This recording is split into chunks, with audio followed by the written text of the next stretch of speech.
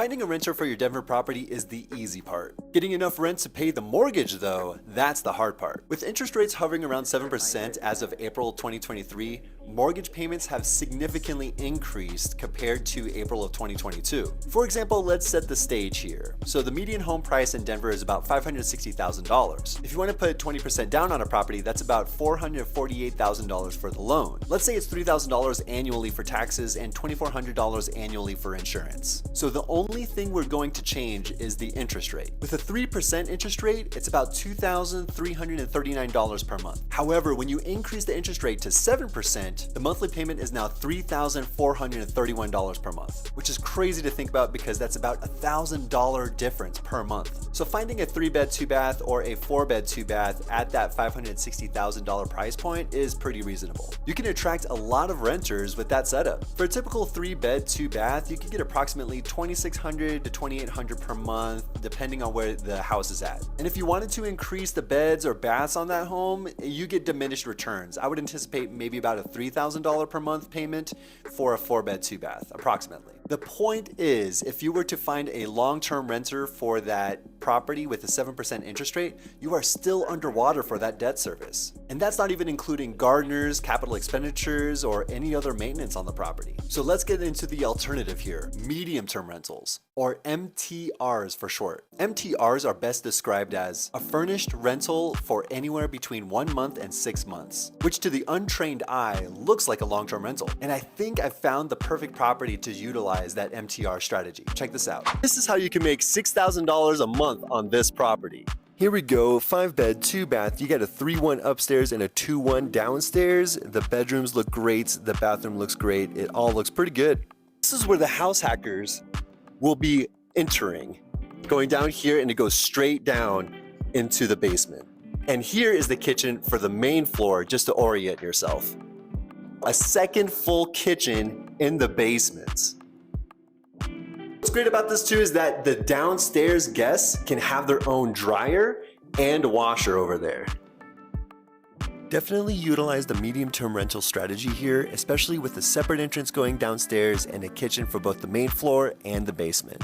So with the proximity to Anschutz Medical Campus, the detached 2-car garage, and a kitchen on both units, we can get approximately $3,000 per unit in this place.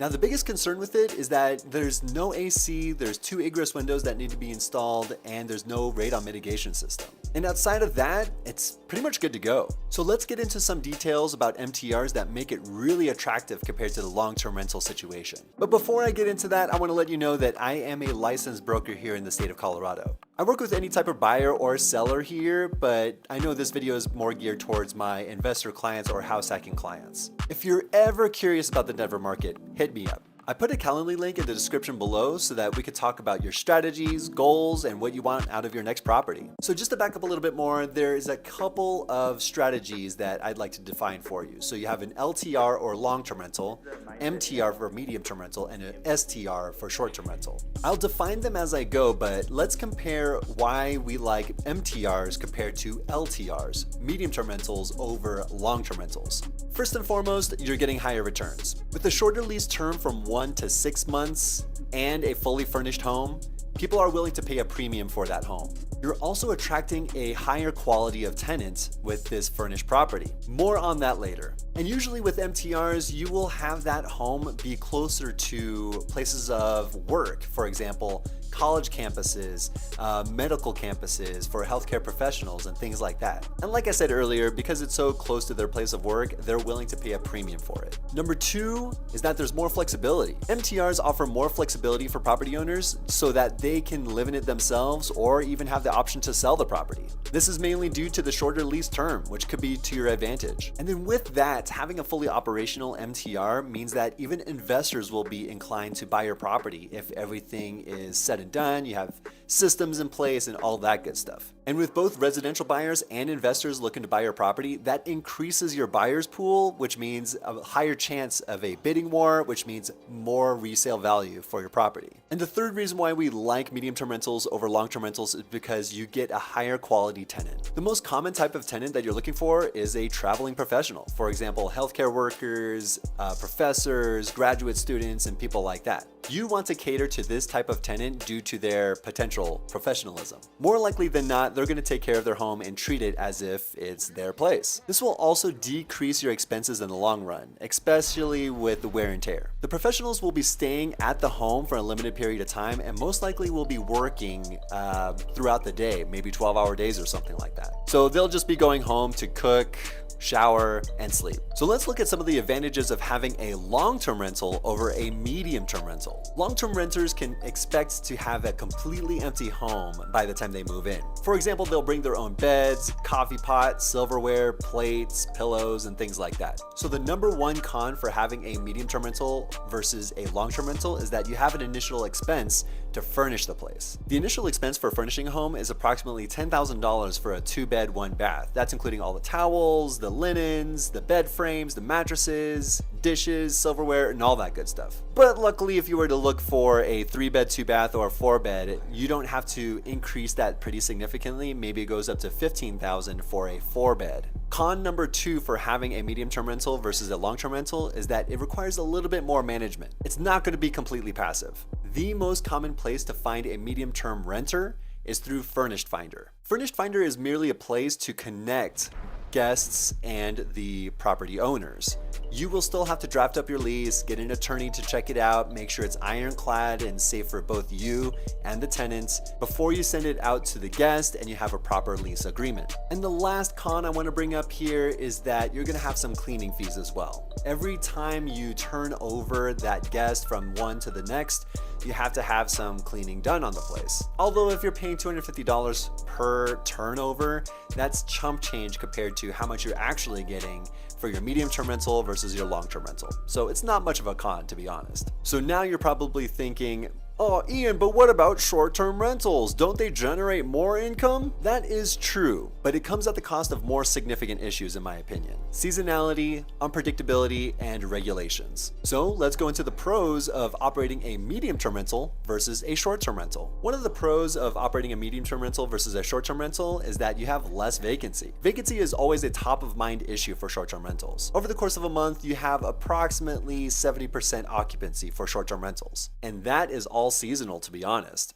It's hard to predict what your occupancy will be, especially if this is your first year running it. And if I get a 3-month stay with a medium-term rental, that's 100% occupancy over 3 months. And I have some time to draft up the new lease and find the next guest by the time the 3 months are over. And just to be clear, it does not have to be 3 months. It could be 6 months, it could be 1 month. It all depends on what the guest wants. And with that one stay, there's only one charge of $250 for cleaning for that turnover for the next guest. Pretty awesome. The number 2 pro, in my opinion, having a medium-term rental versus a short-term rental is that there's less capital expenditures because there's less wear and tear on your property. I mentioned this earlier on the medium-term rental versus a long-term rental because you're now catering to a more professional tenant base. But now comparing it to the short-term rental, I'm averaging about 5 different people staying in my property per month. And with those stays and with those groups, they're probably not treating the home as if it's their own. They're only staying there for a vacation, which they know a cleaner is going to come in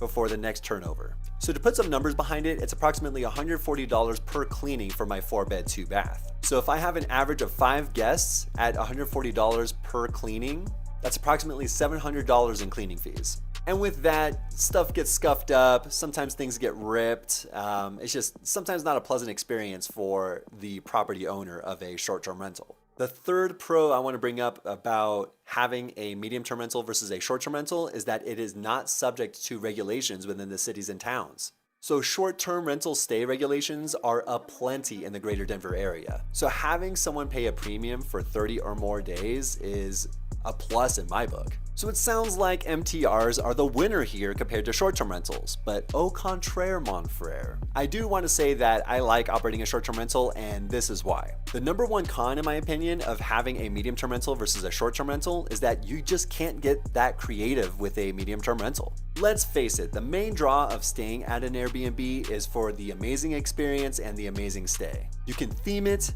you can have some cool amenities, and have some incredibly unique stays. For medium-term rentals, you have to cater to that working professional. They're not generally there to have a great time as far as like going out and partying and just enjoying the experience. They're more there for convenience. They're looking for the convenience of the work proximity, the sleeping arrangements and a comfortable bed, a fully stocked kitchen, etc. And the second con, in my opinion, of having a medium-term rental versus a short-term rental is that you can book things way in advance for those short-term rental stays if you want your friends and family to stay or if you want to stay there. Sometimes with medium-term rentals, they can stay up to 6 months or even 9 months, and that's okay. It's just you don't have much flexibility if you wanted to stay there yourself. Having that capability to set aside a weekend or a full week for your friends and family or for yourself to stay is a nice flexibility change. And I would say that's a +1 for the short-term rentals in my book. So I myself have not operated a medium-term rental or I have bought a medium-term rental yet, but I am definitely looking into it.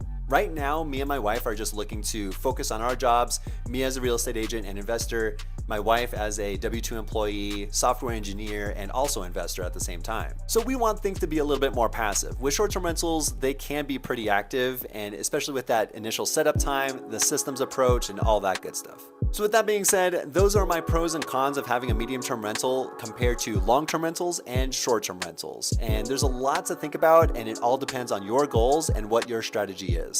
If I were to do a big blanket statement, I say medium-term rentals are a little bit more passive than short-term rentals, and they can generate a little bit more profits compared to long-term rentals. However, there is some initial cost with medium-term rentals with getting it furnished, proper couches, TV, and things like that, and you have to take care of utilities at the same time. So there are pros and cons to it. Let me know in the comments below which one you prefer or which one you're thinking about investing in. And just to remind you, I'm a licensed broker here in Colorado. All my details for contact me is in the description below.